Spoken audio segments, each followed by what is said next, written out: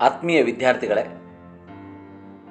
ಇವತ್ತಿನಿಂದ ಮತ್ತೆ ನಾನು ಮಂಡೇ ಮೋಟಿವೇಶನ್ ಅನ್ನೋ ಒಂದು ಸಿರೀಸನ್ನು ಮುಂದುವರಿಸ್ತಾ ಇದ್ದೀನಿ. ಭಾಳ ಜನ ವಿದ್ಯಾರ್ಥಿಗಳು ರಿಕ್ವೆಸ್ಟ್ ಮಾಡಿಕೊಂಡು, ಸರ್ ಅದನ್ನು ನಿಲ್ಲಿಸಬೇಡಿ, ಮುಂದುವರಿಸಿ, ನೀವು ಎಷ್ಟೇ ಬ್ಯುಸಿ ಇದ್ದರೂ ಕೂಡ ಇದು ಒಂದು ಸಿರೀಸನ್ನು ನೀವು ನಿಲ್ಲಿಸಬೇಡಿ ಅಂಥೇಳಿ ರಿಕ್ವೆಸ್ಟ್ ಮಾಡಿಕೊಂಡ್ರು. ಅದಕ್ಕೋಸ್ಕರ ಈ ಒಂದು ಸಿರೀಸನ್ನು ಮತ್ತೆ ಮುಂದುವರಿಸ್ತಾ ಇದ್ದೀನಿ. ಇದರಿಂದ ಒಬ್ಬ ವಿದ್ಯಾರ್ಥಿ ತನ್ನ ಜೀವನದಲ್ಲಿ ಬದಲಾವಣೆಯನ್ನು ತಂದುಕೊಂಡ ಅಂತಂದರೂ ಕೂಡ ನನಗೆ ಅದರಿಂದ ಅಷ್ಟೇ ಖುಷಿಯಾಗುತ್ತೆ. Nobel laureate professor C V Raman ಬಗ್ಗೆ ಎಲ್ಲರಿಗೂ ಗೊತ್ತಿದೆ.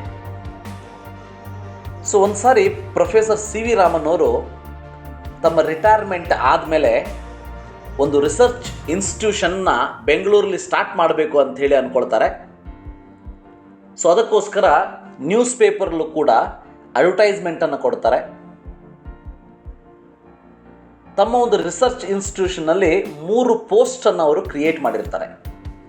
ಅಂದರೆ ಒಟ್ಟಿನಲ್ಲಿ ಅವರಿಗೆ 3 ಜನ ಬೇಕಾಗಿರ್ತದೆ. ಬಹಳಷ್ಟು ಜನ ವಿದ್ಯಾರ್ಥಿಗಳು ಅವರನ್ನು ಭೇಟಿಯಾಗಬೇಕು, ಅವರ ಜೊತೆಗೆ ವರ್ಕ್ ಮಾಡಬೇಕು ಅನ್ನೋ ಒಂದು ಆಸೆ ಆಕಾಂಕ್ಷೆಯನ್ನು ಇಟ್ಕೊಂಡು ಬೆಂಗಳೂರಿಗೆ ಬರ್ತಾರೆ. ಬಹಳ ಜನ ವಿದ್ಯಾರ್ಥಿಗಳು ಬಂದಿರ್ತಾರೆ. ಅದರಲ್ಲಿ 5 ಜನರನ್ನ ಫೈನಲ್ ಆಗಿ ಸೆಲೆಕ್ಟ್ ಮಾಡ್ತಾರೆ.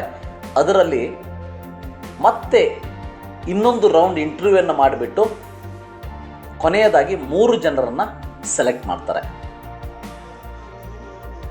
ಹೀಗೆ 3 ಜನ ಸೆಲೆಕ್ಟ್ ಮಾಡಿದ ಮೇಲೆ ಉಳಿದವ್ರನ್ನ ಸಿ ವಿ ರಾಮನ್ ಅವರು ಮನೆಗೆ ಕಳಿಸ್ಕೊಡ್ತಾರೆ.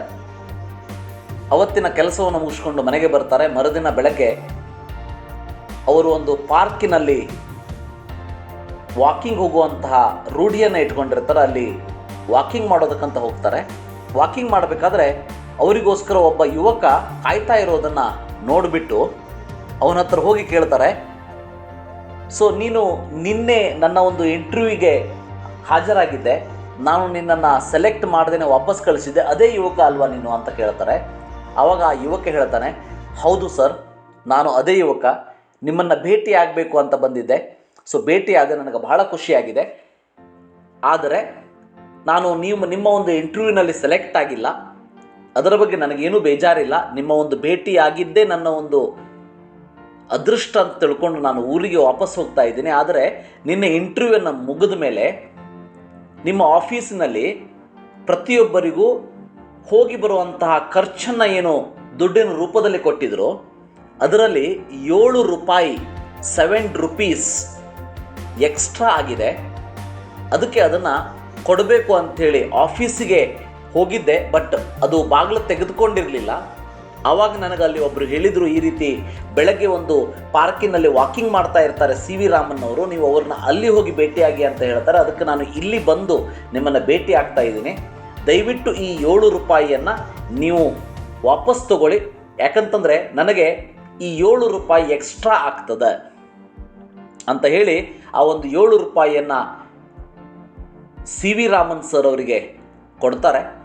ಆಗ ಸಿ ವಿ ರಾಮನ್ ಅವರು ಆ ₹7 ತಗೊಂಡು ಅವನಿಗೆ ಇವತ್ತು ಬೆಳಗ್ಗೆ 10:00 ಆಫೀಸಿಗೆ ಬಂದುಬಿಟ್ಟು ನನ್ನನ್ನು ಭೇಟಿ ಮಾಡಪ್ಪ ಅಂಥೇಳಿ ಹೇಳಿ ಹೋಗ್ತಾರೆ.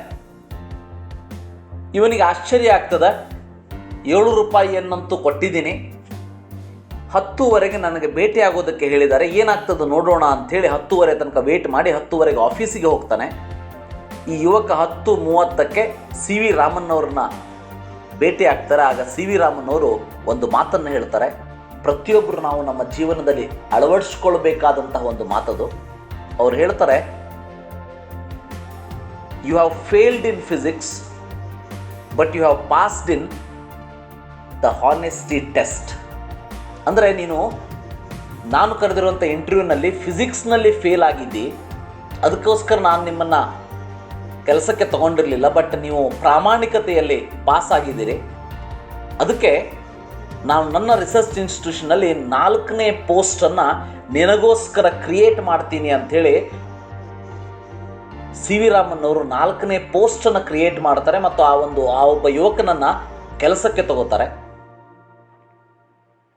ಆ ಕೆಲಸಕ್ಕೆ ಸೇರಿದಂತಹ ಈ ಒಂದು ಪ್ರಾಮಾಣಿಕತೆಯ ಫಲವಾಗಿ ಕೆಲಸಕ್ಕೆ ಸೇರಿದಂತಹ ಆ ಒಬ್ಬ ಸೈಂಟಿಸ್ಟ್ ಮುಂದೆ 1983 1983ರಲ್ಲಿ ನೊಬೆಲ್ ಲಾರೆಟ್ ಕೂಡ ಆಗ್ತಾರೆ.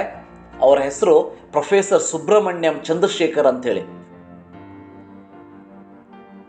ಸೊ ಈ ರೀತಿ ಒಬ್ಬ ಯುವಕ ಒಂದು ಒಳ್ಳೆಯ ಇನ್ಸ್ಟಿಟ್ಯೂಷನ್ಗೆ ಸೇರೋದಕ್ಕೆ ಮತ್ತು ಅಲ್ಲಿ ಒಂದು ಸಾಧನೆಯನ್ನು ಮಾಡಿ ನೊಬೆಲ್ ಲಾರೆಟ್ ಆಗೋದಕ್ಕೆ ಪ್ರಮುಖವಾದ ಕಾರಣ ಆಗಿದ್ದು ಅವತ್ತಿನ ದಿವಸ ಆ ₹7 ವಾಪಸ್ಸು ಕೊಡೋದಕ್ಕೆ ಹೋದಂತಹ ಪ್ರಾಮಾಣಿಕತೆ. ಅದಕ್ಕೆ ವಿದ್ಯಾರ್ಥಿಗಳು ಒಂದು ಮಾತನ್ನು ನೆನ್ಪಿಟ್ಕೊಳ್ಳಿ, ನಾವು ಯಾವಾಗ ಪ್ರಾಮಾಣಿಕವಾಗಿರ್ತೀವಿ, when we are honest, we are going to get what we want. ಪ್ರಾಮಾಣಿಕತೆ ಅನ್ನೋದು ನಿಮಗೆ ಇವತ್ತು ಅಥವಾ ನಾಳೆನೇ ರಿಸಲ್ಟನ್ನು ಕೊಡಬೇಕು ಅಂತ ಏನಿಲ್ಲ.